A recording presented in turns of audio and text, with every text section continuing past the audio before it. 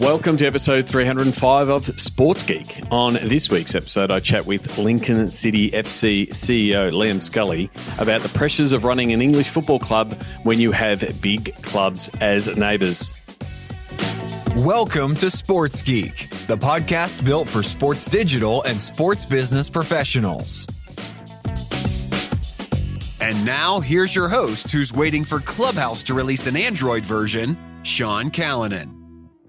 Thanks, DJ Joel. I should have used that intro a little bit earlier because Clubhouse is now available on Android, and I am on Clubhouse at Sean Callanan, pretty much as I am with every single place on the internet.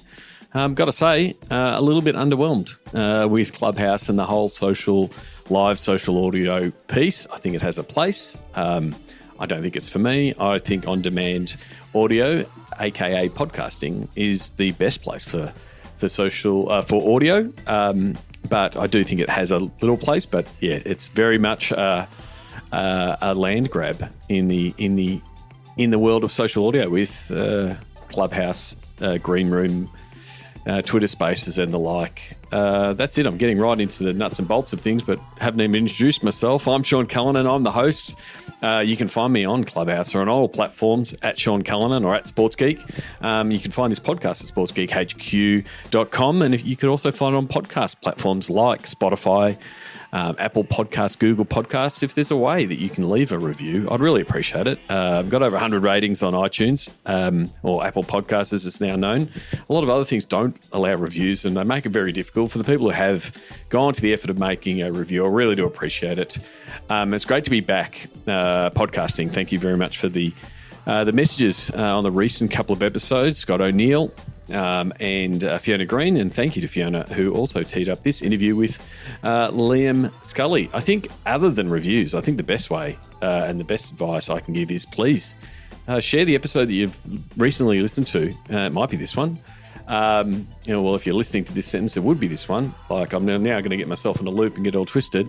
But if you could share it on LinkedIn, I'd really appreciate it. Please tag me, tag the guests, share some insights. LinkedIn for me is a really powerful network, and I really appreciate it if you would share it on your LinkedIn. Before I get into this episode and this CEO series chat with Liam Scully, just a bit of an update on what I've been working on a few different projects, building out a new website for a sports advisory business, helping athletes. So going through the digital offer and what they're trying to offer, and then crafting that from a website and a customer onboarding point of view and communication, and setting up their marketing strategy, developing a social media advertising playbook for a client that wants to help their marketing team maximize what they're doing on Facebook ads. So effectively setting up some training materials so their staff can continually build out successful campaigns. And then the other one is we're launching out a gaming strategy with a charity organisation to help them enter the world of video games. I'm doing that with Chris Derrick at Play Media. So check out We Are Play Media. That's how that is our business that we're helping businesses get into the world of gaming across video games and esports. So if you're looking to enter the world of gaming, please check out weareplaymedia.com. And talking about esports, a quick update from Gravitas. Split 2 of the LCO has kicked off a couple of weeks ago. And yeah, really pleased in the last sort of having a few announcements kicking off.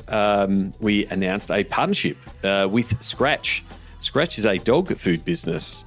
You're like, hang on, dog food business, esports, what's going on? What are you doing? They are our official pet partner. It is not, I guess, a standard esports partnership. We don't expect to be seeing dogs playing games or watching esports, but what we have found in looking at the data is a lot of people who play video games and watch esports, guess what? They have pets, they have dogs, they love their dogs. So I'm a good mate with the co-founder of Scratch, Mike Halligan, and I pitched him a crazy idea during quarantine. I'm like, how about we create a jersey that is covered with fans' photos of their dogs? And I need a dog food partner to do that. So Mike is happy enough to make the leap and have a bit of fun. They love getting dogs involved in anything that they love. And so if you've got a dog, please send in your photos. I'd love to profile your dog on the Gravitas Scratch Dog jersey. Check it out, gravitas.gg is the website. And then not only are we announcing that we've got a pet partner with Scratch, we're also launching our own beer. So the Gravitas Glory Beer campaign is live. We're partnering with the guys at Urban Alley Brewery down in Docklands in Victoria. And they are currently brewing the beer that will be the Gravitas Glory Beer. So doing it via possible, crowdfunding it. If you want to support Gravitas or support me in any way, I'd love you to jump on that link, gravitas.gg/beer. And yeah, buy a 4-pack, buy a case, and come down to the launch party. Unfortunately, to my international listeners, I cannot send cans of beer internationally. I will try to figure out ways around that, but you can support it via buying merch or a hoodie or something like that. But yeah, please check it out. I'm really excited to see the Gravitas logo and branding on a can of beer and be able to toast hopefully a few Gravitas victories in the meantime. So yeah, please check it out. Before I get into my chat with Liam Scully, thank you very much to those who are Patreon subscribers. You can be a Patreon subscriber by going to sportsgeekhq.com/Patreon. It helps pay for the podcasting bills, hosting, editing, all the things in between. Really do appreciate it. Recent sign-ups, Josh Treadwell, Karen Lunn, Paul Rogash, Elliot Johnson, thank you very much for signing up. I really do appreciate it. And it's one of the reasons I keep doing it. So this is my chat with Liam Scully. He's the CEO of Lincoln City FC. Please enjoy.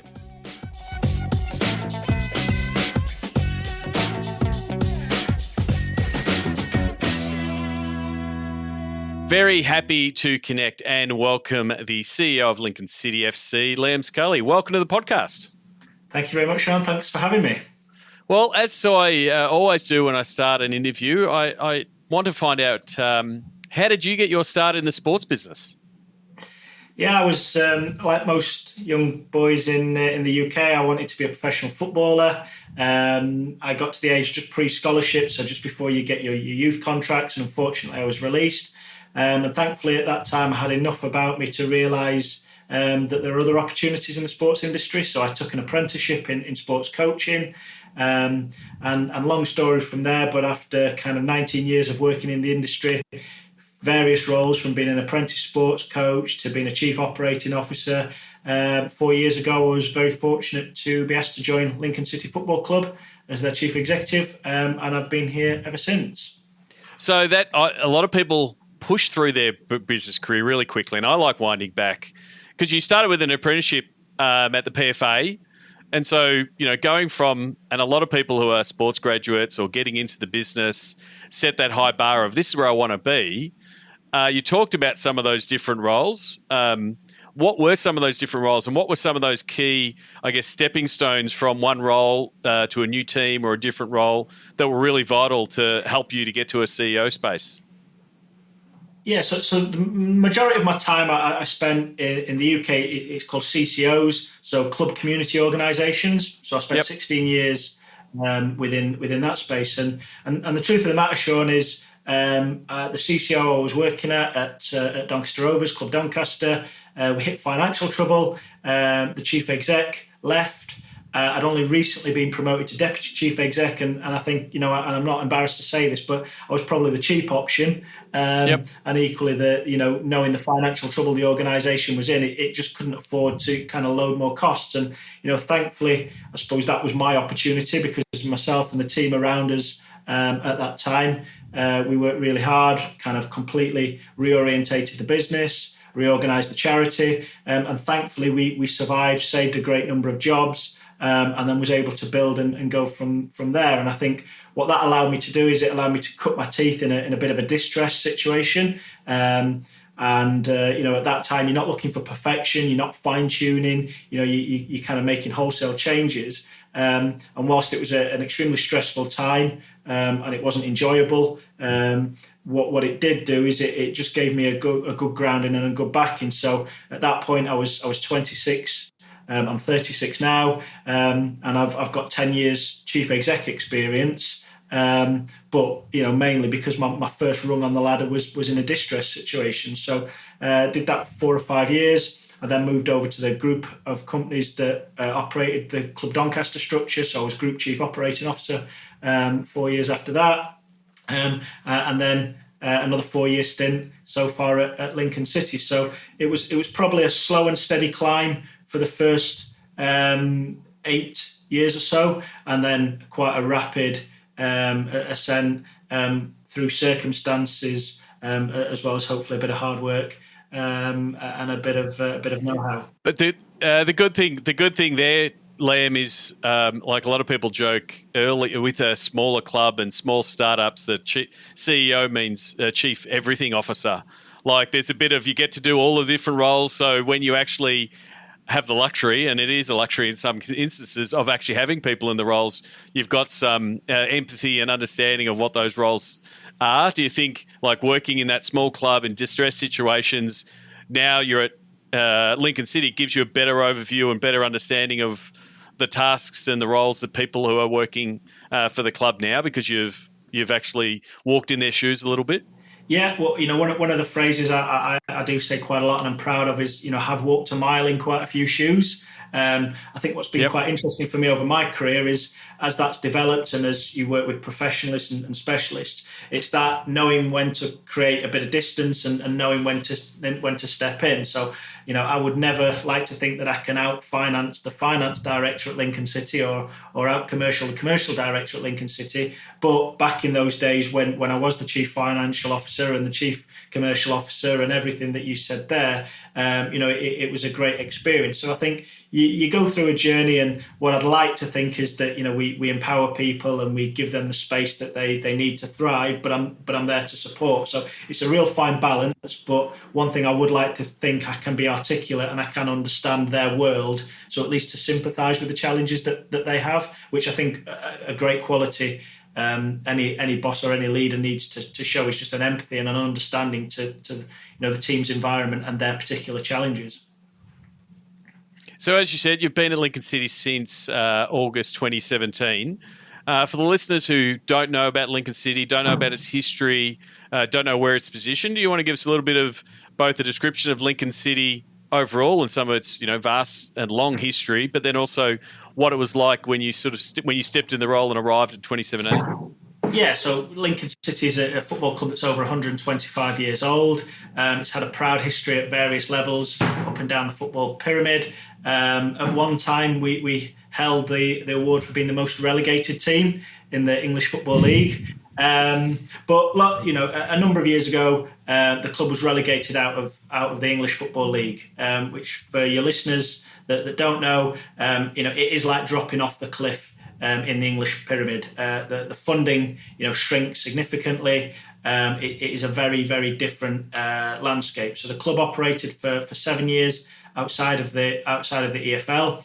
And then it was promoted back into the EFL the summer before I joined. So part of me joining was the fact that the board and the owners of the club realised that the club would need a CEO coming back into the EFL. They wanted somebody with a bit of experience.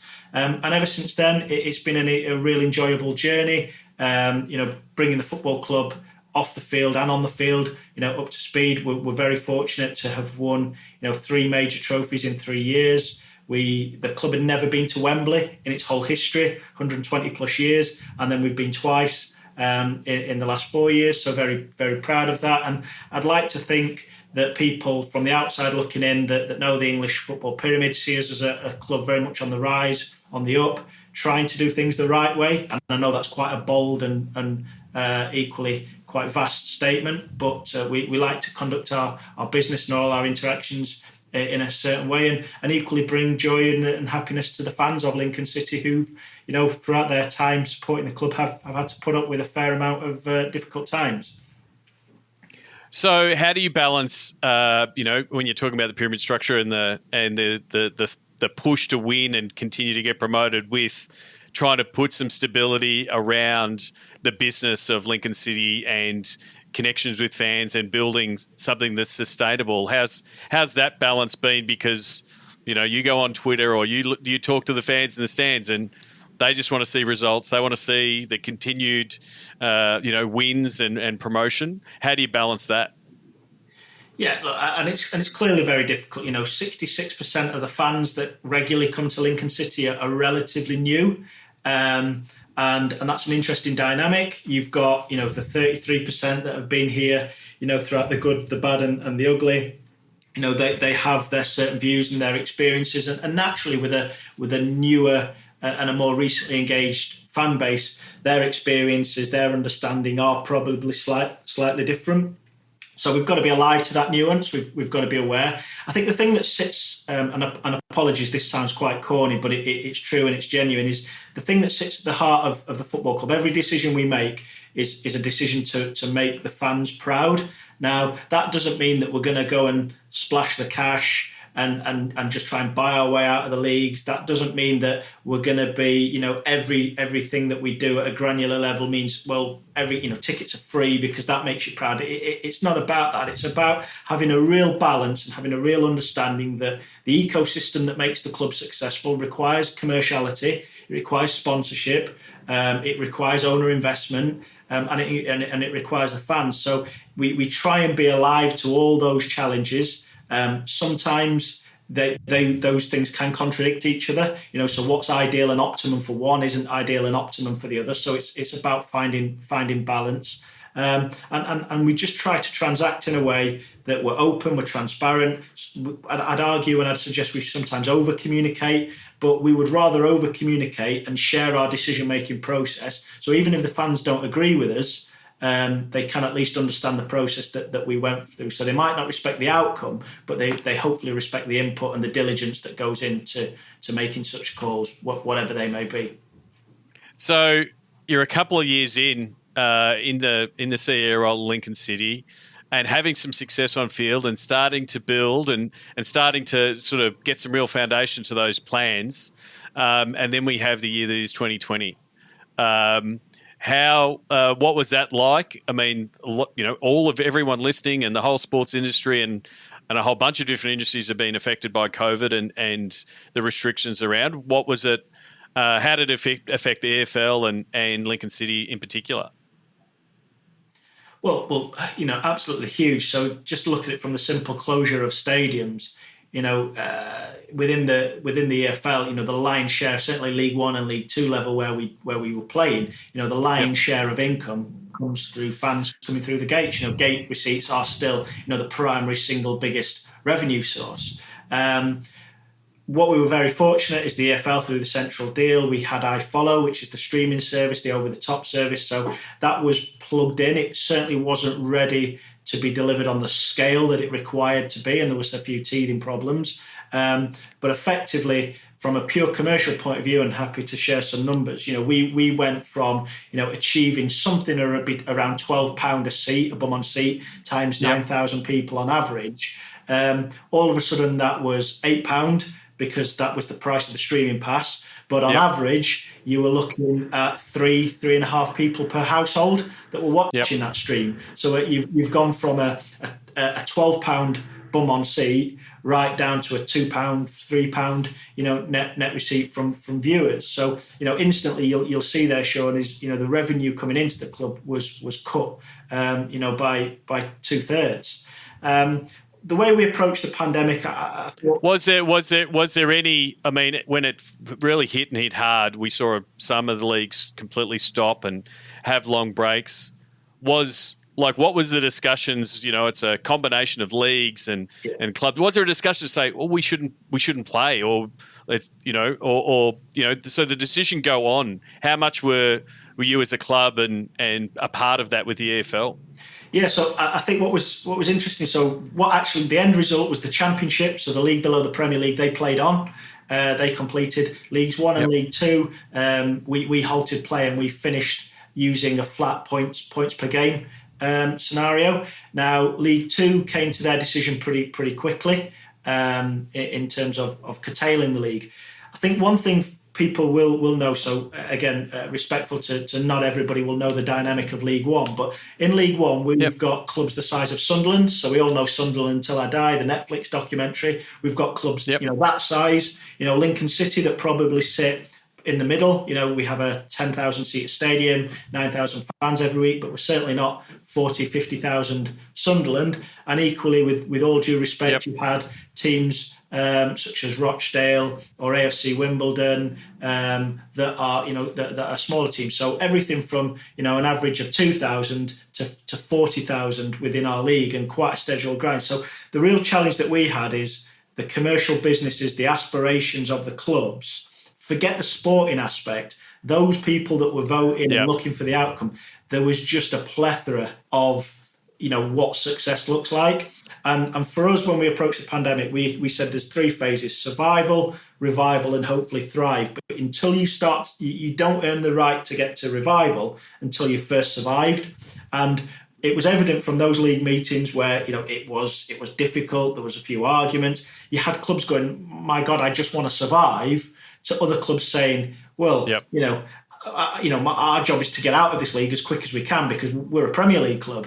We have no right to be in the League One." And and then of course you've got those that work out points per game and know exactly whether it's going to work in their favour, whether it's not. So League One, we were definitely a pain in the backside to the EFL because it was up to the clubs to vote, and there was difference of opinions for a long period of time. But eventually we got to the decision that we would curtail. We'd finish on points per game. That gave Lincoln City a 16th place finish. That was our first year back in League One, our highest league place finish for over 30 years. So that for us was on field was success still.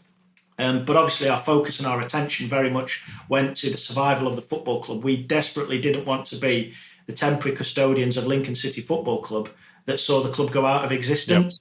120 plus years of history, we could not let it go out of business, and that was where our focus was right from the minute we locked to the end of the sporting season. 2019-20, it was about what do we need to do to protect this football club. And so you discussed there, iFollow and the acceleration of getting streaming products, but it doesn't result in the same number. Then you're able to at least get back to having fans returning, and then you had limited capacity, and the comms, and like you said, being overly open and talking to the fans, saying this is how many tickets we've got, this is who's going to get them. What was like? Hopefully you're getting into that revived phase of getting fans back, but the lucky notion of actually being able to have fans and then delivering those fans and getting them to games, what was that process like to try to get those fans back after a long wait?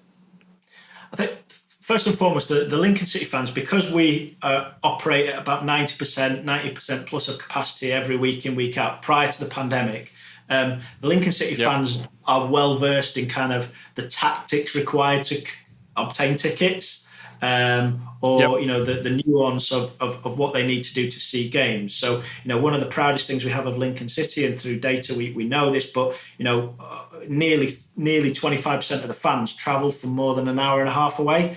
Travel from more than 50 miles, which obviously from your part of the world, Sean, or in the US, that's not a big deal. In the UK, you've probably driven past 20 football clubs in such way. So Lincolnshire people are exiles. They do tend to graduate from the city and move away, and for whatever reason. So what we do have is we knew we had a highly engaged fan base. We knew we had fans that were dedicated, they were loyal. And one of the things we did is we shared what the story of the pandemic was. And the proudest initiative I think that we had was we didn't know how to say thank you to the fans who were writing to us saying, look, I bought my season ticket for next year, or you owe me £100+, but I don't want it. I just want the football club to have that money.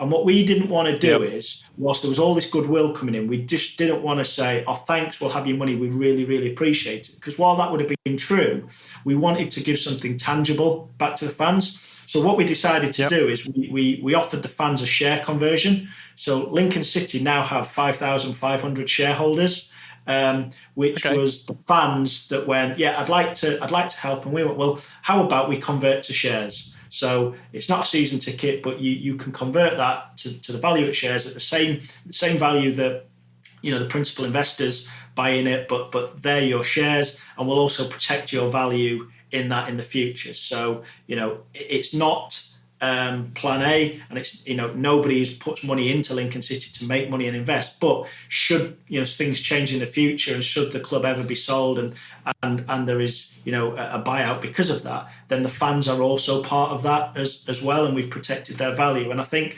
I joke, but I've now got 5,500 bosses. Because but they're part of it, and it's really important that we was able to give them something as part of that. I suppose the challenge that had then is when we played Sunderland, we were allowed a limited capacity of 3,000. We have 6,000 season ticket holders. We have 9,000 people that wants to come to the game. Deciding that priority and how you deliver those tickets was a real difficult one, because out of that 6,000 or out of that 9,000, everybody had a legitimate claim as to why they should get a ticket. If it was based on emotion or based on things that they've done, every one of the 9,000 had a very, very good reason. And look, we ended up going with a ballot that was weighted based on season tickets and people that left money in the club. That was always going to be a difficult one, because people were getting a benefit that they never knew they were going to get. People who'd asked for refunds were missing out on something that they wouldn't have known when they did that. So again, I think this is where people might not agree with the outcome because of their own personal circumstances, but this is where I'd like to think we as a club went over and above, communicated our thought process, our decision making, and like I said, they might not agree with the decision we made, but at least they can see the path and the route that we took, and the fact that we didn't make that decision lightly. It wasn't a 10-minute meeting where we went, oh, how do we do this? We agonised and agonised over how to do this. And at least, hopefully, the fans could see that we respected that they had skin in the game somehow. And unfortunately, we were going to disappoint them, but we'd not just done it in a 10-minute meeting where all the suits locked themselves in a room and went, who cares? And I think empathy and sharing that is a really important story. Definitely. I mean, you've spoken about it a few times in touching on the data and understanding who your fans are and what they're doing and where they're coming from. Actually introduced to you by a good friend of mine, Fiona Green, and you do feature in her latest book edition of the book Winning with Data. How is I guess putting together that data strategy and better understanding your fans, one, help get you where you are today, but also gave you some of those flexible options, like, oh, hang on, what if we bring these fans inside and offer them shares and make them part owners of the team? How is that data strategy and that work that you've done there, I guess, help shape what you're trying to do today? Yeah, we use data right throughout the football club, from recruitment elements, from the elite and the players, right through to the decisions we make in commercial and marketing. And I think first and foremost, I think if you surround yourself with enough data input sources and you're collecting the right information and you're funneling it and you're filtering it in the right way, creating the right dashboards, there's not too many decisions that you actually need to make, because the obvious path is often there for you. Your job, or I often find my job, is to convert that data into real life, into feeling and emotion. And of course, you've got to use your gut at some points. That's not being completely switching off to that. But genuinely, I think we just use data, both from our ticketing data, from looking at things through our click-through rates, our open rates, who's doing what, how interested people are in certain things. We love an A/B test within Lincoln City for something that we're promoting,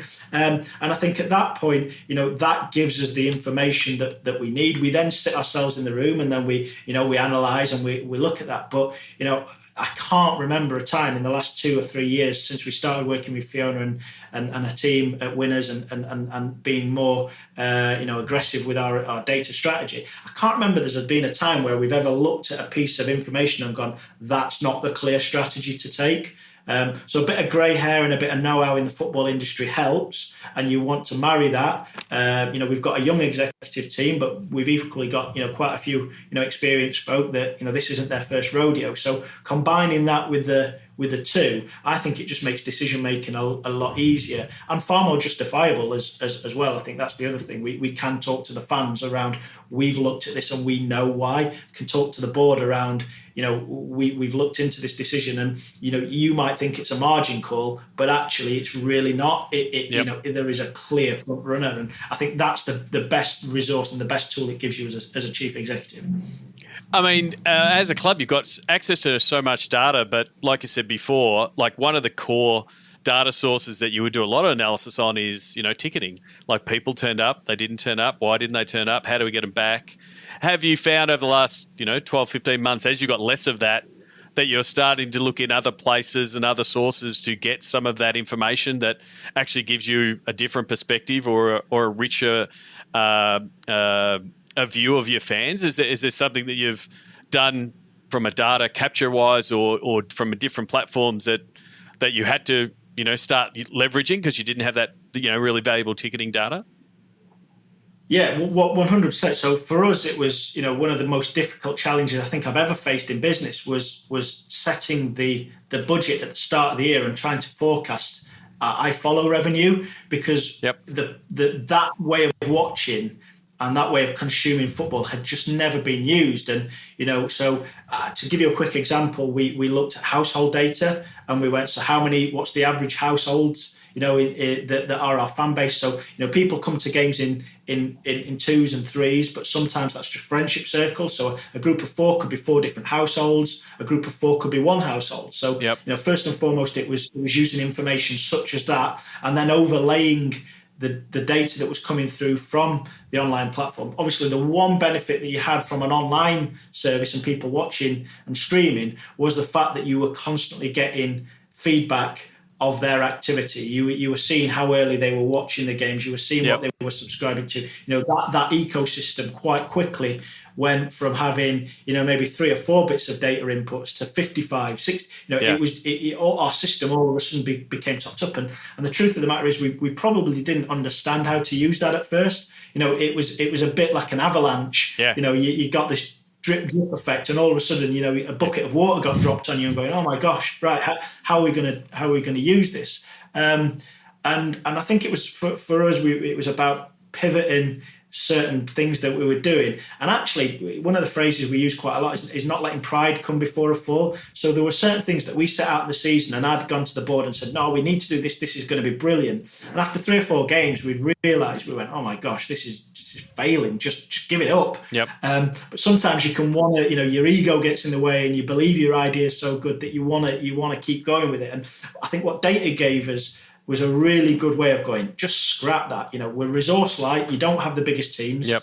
So let's put our resource where it's going to shift the needle. And that might be shifting the needle for fan experience. It might be shifting the needle for functionality. It might be shifting the needle for user experience. But that's what we ended up focusing our efforts on that. And one of the proudest things I think we did, we introduced a match day show quite early on, Match Day Live. Former Premier League presenter Sam Ashew, he headed that up. Because what we were finding is the fans were wanting to extend their match day. The match day ritual of getting out, going for a pint in the pub, and then getting on. They missed all that. So anecdotally, and then through the data that was coming through to us, we knew that the fans actually wanted an extended match day that wasn't just turn your browser on at 3 p.m. And then we extended the match day show, and we started to, through different types of content, we started to see what the fans wanted, and that grew our numbers significantly, because what we found then is people were watching the match day live show as part of their routine, and that became their new routine, and then plugging into the live stream, and that boosted numbers significantly. So I think, there was learning throughout. We were falling all the time, but we were failing fast. It was like, what can we do? If we're going to fail, let's do it quickly. And we did. And I'd like to think probably by the second quarter of the season, we'd found our stride. We'd started to understand, and the fans have been brilliant. Like I say this really respectfully, and I don't mean to generalise, but we have a proud long history of fans. We have a large number of 65, 75-year-old in age plus fans. And with all due respect, without generalising, that whole conversion to technology platform was daunting. Going out, people were buying iPads and Android devices just for this, and real credit and respect to them, because that wasn't easy. So an interesting learning experience, hopefully one that we don't need to use and take too much from again, albeit I do think streaming and digitalization of games in the EFL is here to stay. Well, that was my next thing, because it was accelerated by COVID. And so does it now give you like another string to the bow to, yes, when all the restrictions are done and all the vaccines are done and people can come back, like you get a capacity stadium. So now you've actually got a product and a service and a capacity to deliver to start, reaching those fans who can't get there, can't travel, want to still be engaged and better connect. So do you think that like you will start shaping your season ticket packages and giving a different offer to your fans? Yeah, so in the UK or right across Europe, we have UEFA Article 48, which is blocked out hours. So in regular times between the hours of, I think it's just after 1 o'clock, right through till after 5, you cannot stream a live game. And the reason why, the theory of that rule is to protect. Man United are on TV at 3 o'clock, then Lincoln City aren't going to get the coverage that they need, or will lose fans. Now, that I think that's far more anecdotal. I do think we've got to learn what comes out of this. We love full stadiums, and there's nothing we want to do to hurt that. And what we've got to respect is we can't just say, well, Lincoln City fans are allowed to do it. If you do it, then Man United fans are going to be able to do it, as well as Lincoln City fans, as well as, Man City, Arsenal, whatever it may be. So we've got to be very, very careful, because once we open that door, you'll never be able to close it. But I think we've got to understand it far, far more. We've got to understand what that fan journey looks like. Is streaming comparable to being in the stadium? In my view, it's not in my view either. Is it a journey? So are you a streamer before you're a fan in the stadium, or are you a streamer that avoids you having to sit in the stadium? I'm not too sure, and I think this is stuff that our industry. Yeah, I think there is a bit of changing behaviour, like the always on. I want to be able to get anything, and then when you can get all the other sports and other leagues in different parts of the world at a push of a button, and then to take it away. And I think what COVID has done, when we can't be focused on getting people into stadiums, we've talked to all the fans, and there's always more fans than the stadium can fit. And so it's a matter of getting that right. And so, I think, COVID has disrupted technology. It's definitely disrupted the lawyers. So that, things like that article will probably get rewritten because of it, because if it opens up revenue streams for teams and creates viability across both the football pyramid but sports around the world. I think it'll actually be the customers that are demanding it, not should we do it? Are we trying to protect our TV rights? I think the customers will say, I don't know, I really like watching an iFollow or opening up NBA League Pass or NFL or whatever your sport. That's what the consumer wants. So I think it'll be a consumer-led, hopefully, a change that gives you something else to sell and further commercialise your club. Yeah, I would agree with that, Sean. I think that what we do know. So anecdotally, we have fans. So Plymouth, we have season ticket holders in Plymouth, which in the UK is about as far away as you can possibly get from Lincoln. And they come to about 15 games a year. Their journey's a flight. It's again, I know this might sound quite typical to some fans, in Australia or even the US and the bigger countries, but in the UK that is just not the normal.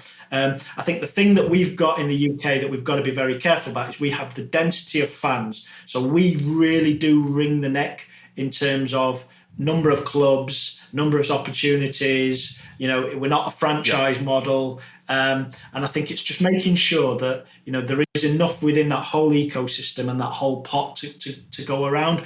I use Rochdale as an example because they're a fantastic club.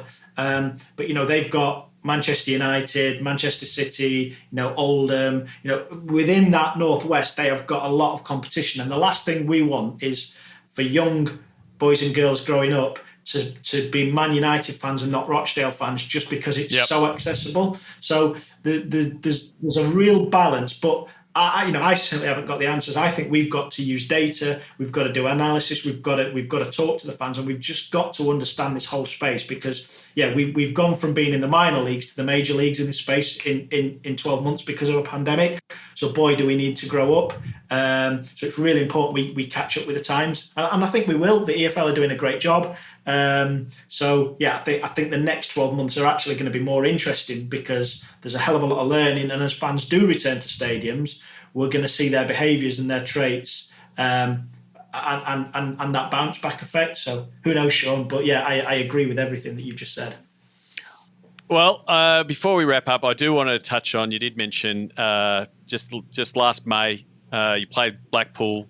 You didn't get the result you wanted, but it must have been an amazing day, considering the previous, 12 months.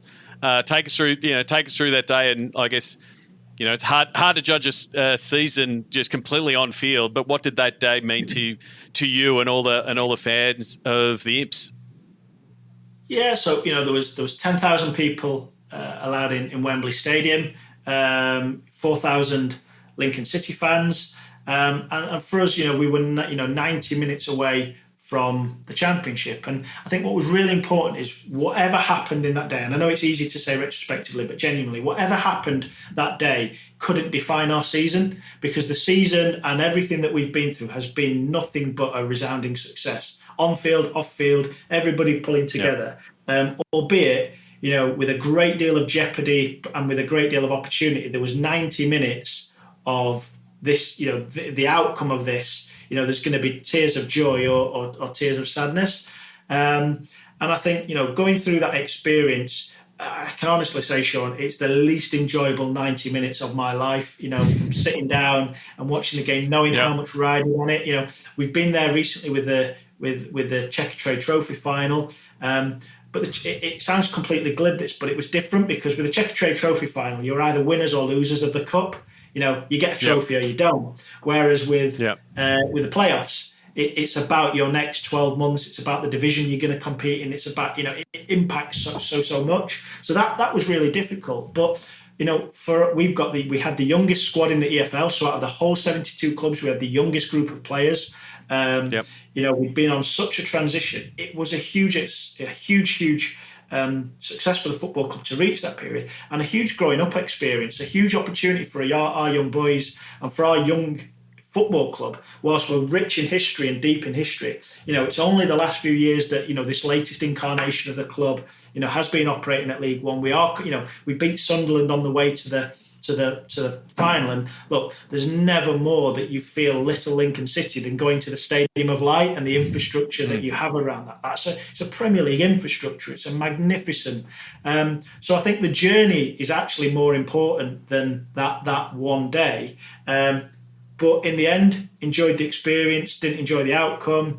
Was a great reward to kind of get people together. Okay, we didn't quite reach the standards that we wanted to, but we reset, we learn, and we're better from those experiences. And as a young boy and growing up, and playing sports and whatever, every now and then you get a punch in the face and you realise that certain things hurt and what not to do again and what to do again, and you learn from that experience, and I think it was no different. So overall very positive. Won't let it define us, but will hopefully it goes in the bank of resilience from that experience, and we're better from it. I mean, it's very, especially in the world of sport, there are always winners and losers, but at sometimes working in the sports business, you've got to realise how awesome it is to be there, to be in those, to be on those stages and to soak it up. I've worked with a few different teams, and it's you do the long hours, you're responding to tweets or answering emails at the middle of the night, and all these things that we go through with sports. It's tough when you get to these big games of massive stakes to just stop every now and again and look around and go, oh, it's awesome to be here. But if you can take that beat, it's definitely well worth it, because this is why we're in the business we're in. Indeed. Yeah, absolutely. And, 3 minutes into the game, my wife, who was sat next to me, turned around and she just said, look, a boy from Sheffield that grew up on a council estate sat in the Royal Box at Wembley. So, you can't be any more prouder than that. Terrific, Liam. But I want to close things off with a Sports Geek closing 5. Do you remember the first sports event you ever attended? Yeah, that was Sheffield United versus Leicester City in the old Division 1. So I grew up in Sheffield. Sheffield United was my team. And a number of friends on the road were going. And I think about 11 of us got into the back seat of a Ford Sierra. We all went and watched the game together and was hooked ever from that moment. Terrific.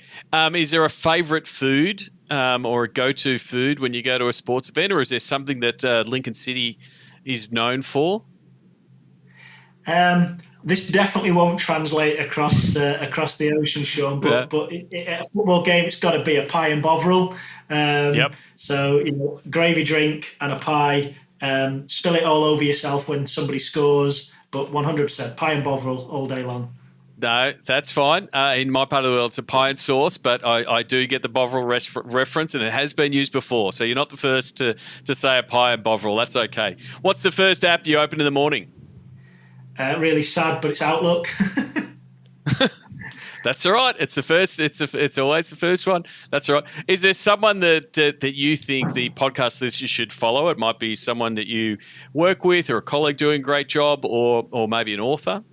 Well, you've already spoken about Fiona Green, who her and Winners I think are excellent, but I'm a Matthew Said junkie, so I read and love everything that he does, follow him on Twitter. I like his lens and his take on things are often very pragmatic, very balanced and very rational. So if those of you that don't know of Matthew Said, I'd strongly recommend reading his books and following him on Twitter because, he's an inspirational guy and talks a lot of sense in my world. All right, we'll check him out, and I'll put some links in the show notes to Matthew.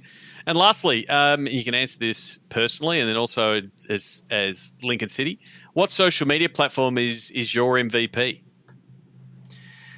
I think for me, as a professional, loving and learning Tableau dashboards and headline information, we've built a number of data dashboards at the football club that, I was a pest on a Thursday and a Friday and a Saturday morning leading up to the games, pestering the ticket office team for ticket sales, pestering every department, WhatsApp groups and whatever. Whereas now, thanks to the work of Fiona and Winners and the team, I've got a nice dashboard that at 11 o'clock at night I can log in, I can check, and I don't need to mither anyone. So there's definitely that. And we love Twitter as well from a personal point of view. I just love the opportunity it gives you to engage with people. You get to see real life, and ultimately it's got a disparate views. You've got a lot of views and opinions that I definitely don't agree with, but people own those opinions, and I respect that. And I think it's a great lens to have as a professional. You've got to be very careful not to listen to too much and forget about the silent majority. But I think it's a great tool to use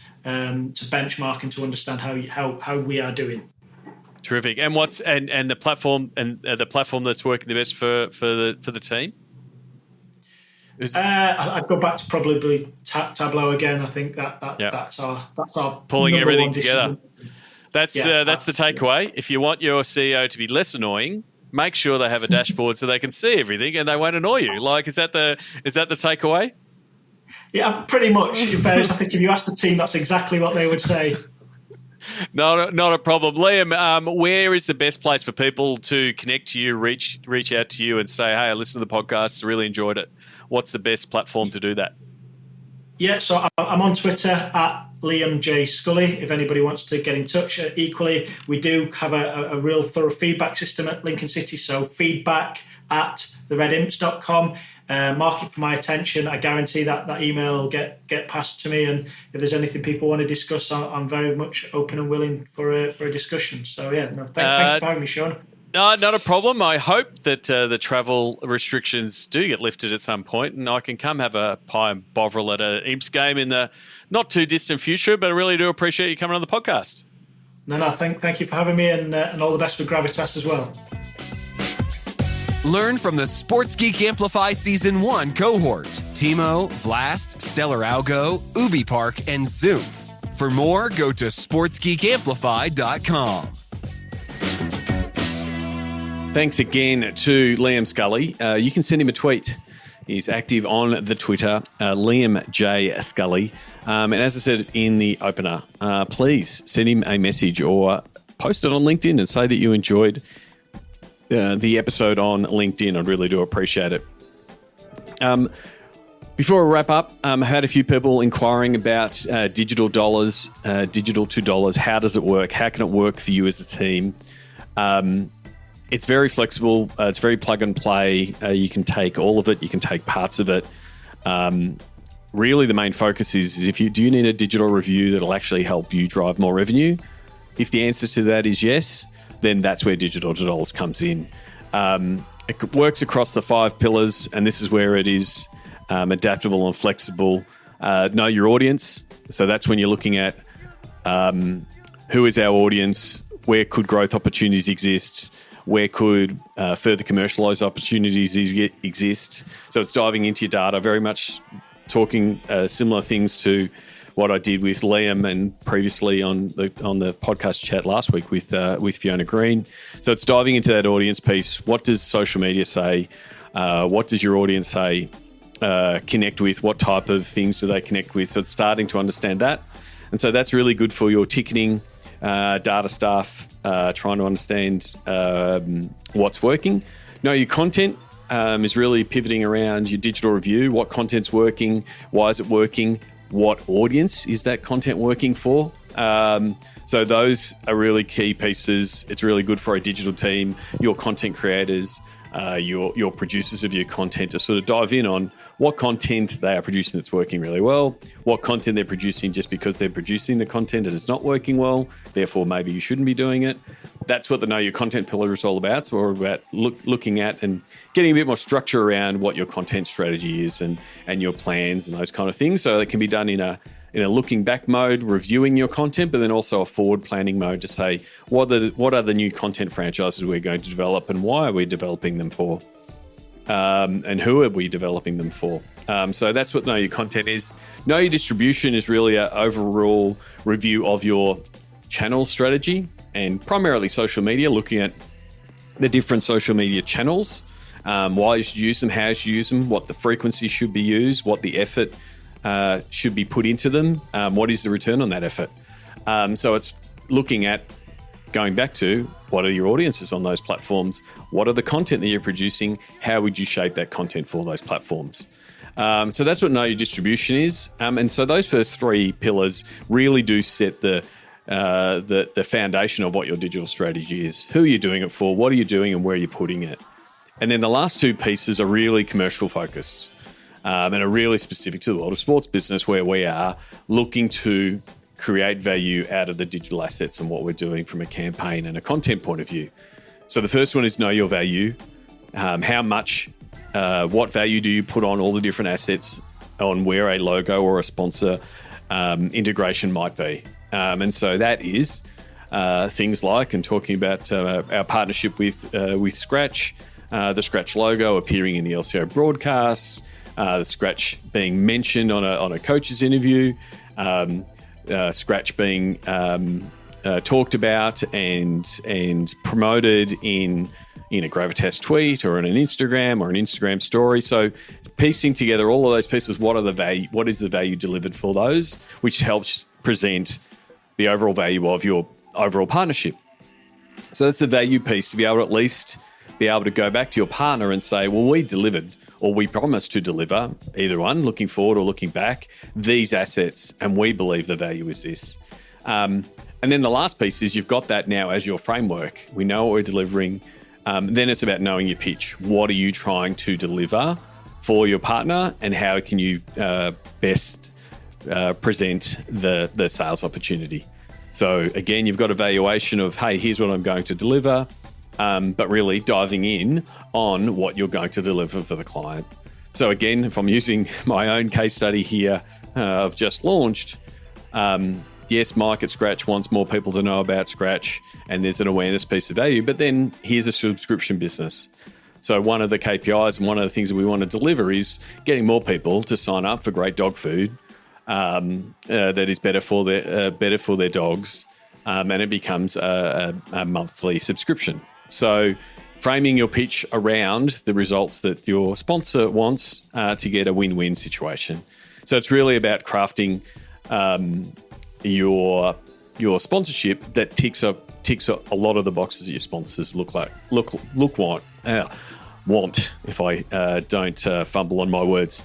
So that's pretty much the process. The early parts are more data heavy and content and develop and your creative team, and the back end process is more sales team. But the idea is to get more visibility across your whole team on someone's producing some great content for a certain audience. How can it be commercialized in the best manner?